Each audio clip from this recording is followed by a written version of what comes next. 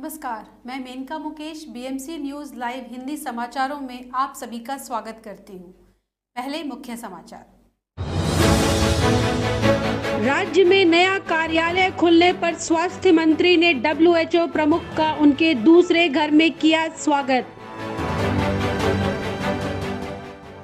WHO प्रमुख ने महामारी पर प्रतिक्रिया के लिए बहरीन की प्रशंसा।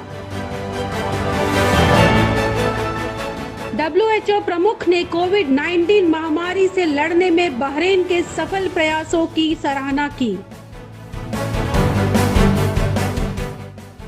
बहरीन के शीर्ष चिकित्सक का कहना है, बहरीन की 70% योग्य आबादी का टीकाकरण हुआ। पार्लियामेंट मॉनसून सेशन, संसद में विपक्ष का हंगामा। लोकसभा की कार्यवाही कल सुबह 11 बजे तक स्थगित। कारगिल विजय दिवस, रक्षा मंत्री राजनाथ सिंह, पीयूष गोयल समेत अन्य ने शहीदों को किया याद। कहा, सेना के शौर्य और बलिदान को नमन। कर्नाटक के सीएम येदियुरप्पा ने राज्यपाल को अपना इस्तीफा सौंपा। ओलंपिक पद विजेता मीराबाई चानू लौट रही हैं स्वदेश। स्वागत की हो रही है खास तैयारी।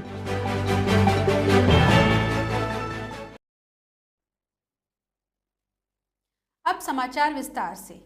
राज्य में नया कार्यालय खुलने पर स्वास्थ्य मंत्री ने WHO प्रमुख का उनके दूसरे घर में स्वागत किया। WHO प्रमुख ने महामारी पर प्रतिक्रिया के लिए बहरीन की प्रशंसा। स्वास्थ्य मंत्री फाइका अल सालेह ने आज विश्व स्वास्थ्य संगठन WHO के महानिदेशक डॉक्टर टेड्रोस एडनॉम घेब्रेयेसस का बहरीन में स्वागत किया। उन्होंने जोर देते हुए कहा कि उनके दूसरे घर की यह यात्रा बहरीन और विश्व स्वास्थ्य संगठन के बीच समन्वय के निरंतरता के रूप में आती है, विशेष रूप से कोरोना वायरस का सामना करने के प्रयासों पर। बता दें कि बहरीन को वैश्विक स्वास्थ्य एजेंसी के प्रमुख से कोरोना वायरस महामारी की प्रतिक्रिया पर विश्वास मत प्राप्त हुआ है। विश्व स्वास्थ्य संगठन के महानिदेशक डॉक्टर टेड्रोस अदनोम घेब्रेयेसस के स्वास्थ्य सेवाओं का व्यापक पैकेज प्रदान करने संकट के लिए राज्य के समग्र दृष्टिकोण की प्रशंसा की है।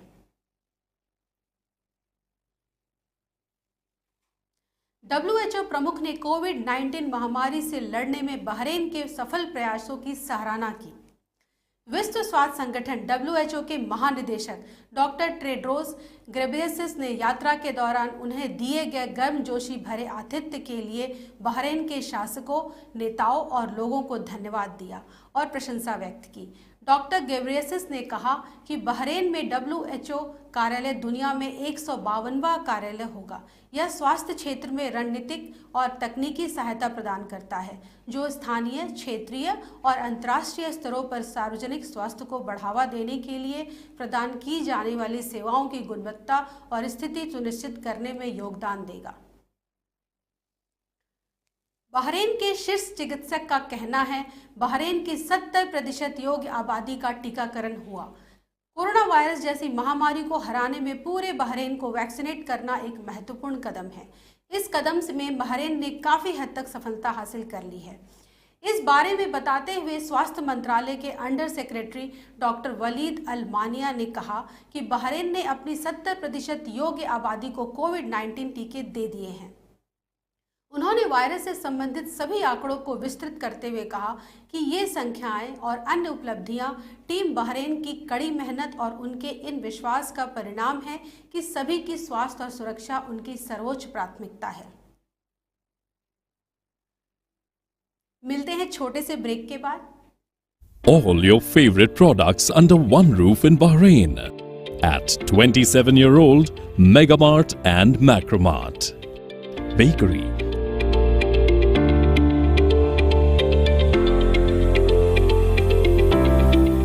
fresh meat and fish,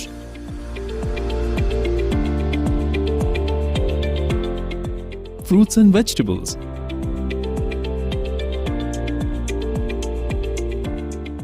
sweets and snacks, ready-to-eat foods, dairy products, grocery or consumer goods. To have a wonderful shopping experience, please visit your nearest Megamart Macromart branch. Megamart and Macromart, full of goodness.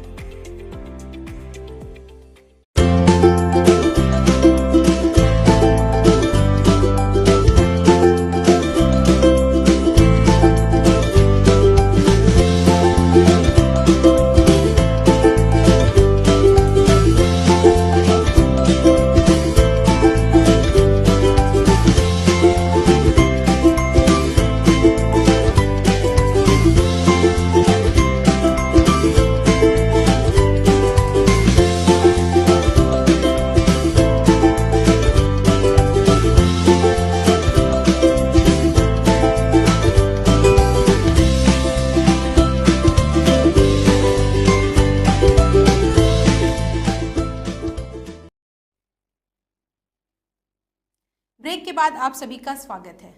Robotic प्रतियोगिता में Bahrain के छात्र दूसरे number पर। Bahrain साम्राज्य ने 2 छात्रों के रूप में एक नई शैक्षिक उपलब्धि हासिल की है।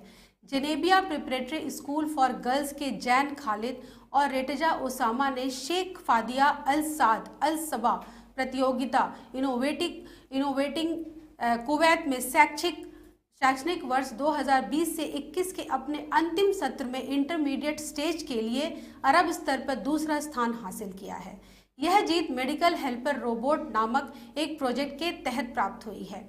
यह एक रोबोट है जो मेडिकल स्टाफ सेवा प्रदान करता है, जैसे कि टेम्परेचर को मापना, हृदय गति और ऑक्सीजन की दर, हाथों को स्टेरिलाइज करना और देश और नागरिकों की सेवा करने के लिए एक वॉलंटियर की भूमिका निभाना और कोरोना वायरस का मुकाबला करने के लिए मेडिकल फ्रंटलाइनर्स की मदद करना। अब समाचार भारत से।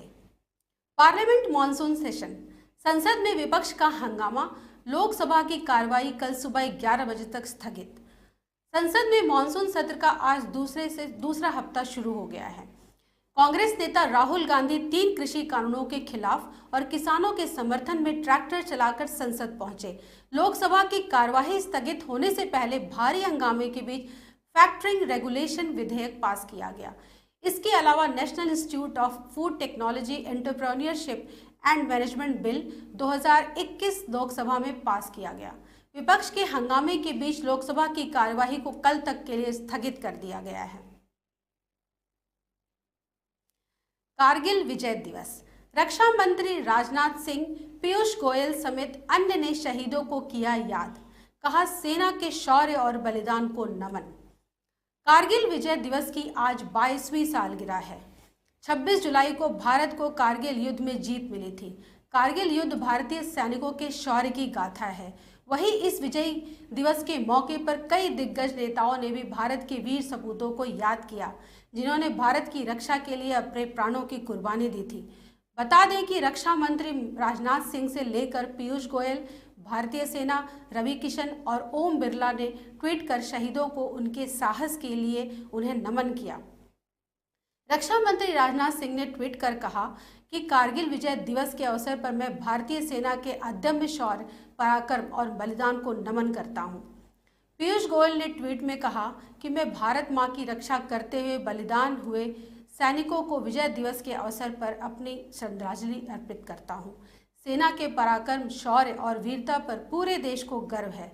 आने वाली पीढ़ी उनके जीवन को एक आदर्श मानकर सदैव प्रेरित होती रहेंगी। मिलते हैं छोटे से ब्रेक के बाद।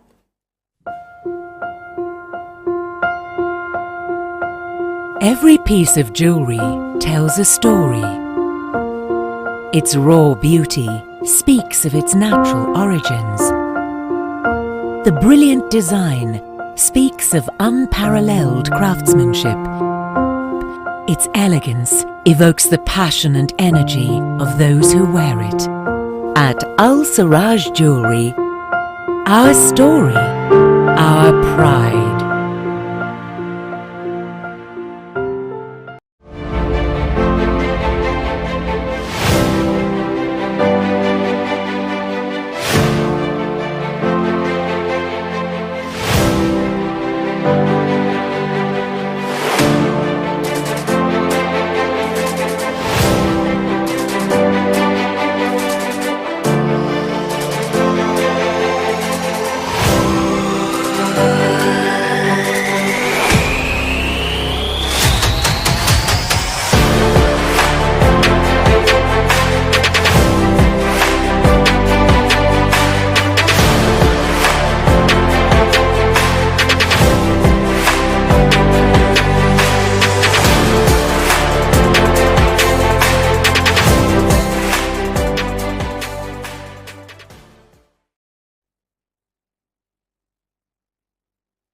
ब्रेक के बाद आप सभी का स्वागत है।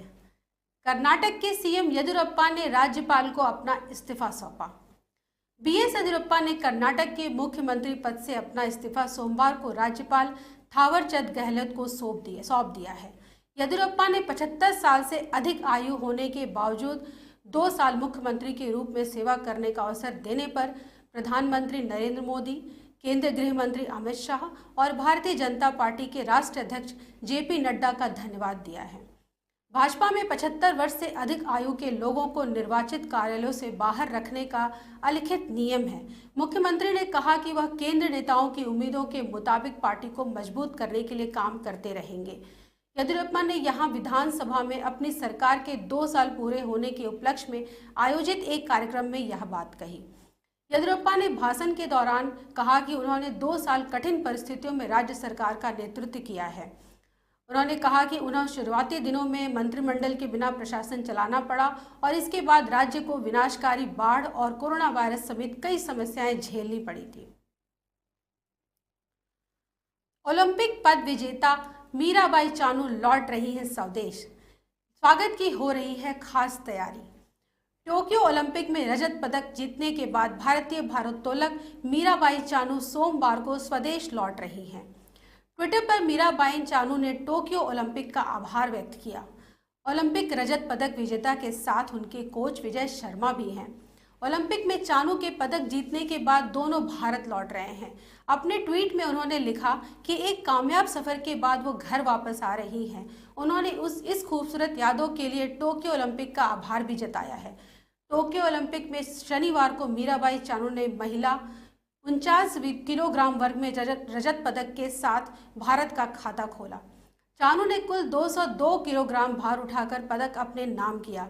चीन की होई झियुई ने कुल 210 किलोग्राम भार उठाकर स्वर्ण पदक जीता। यह एक नया ओलंपिक रिकॉर्ड भी है। मीराबाई ने कहा, मैं बहुत खुश हूं कि मैंने पदक जीता है। पूरा देश मुझसे बहुत उम्मीदों से देख रहा था। मैं थोड़ा घबराई हुई थी, लेकिन मैं अपना सर्वश्रेष्ठ देना चाहती थी। मैंने इस दिन के लिए कड़ी मेहनत की थी। आज के समाचार यहीं समाप्त होते हैं।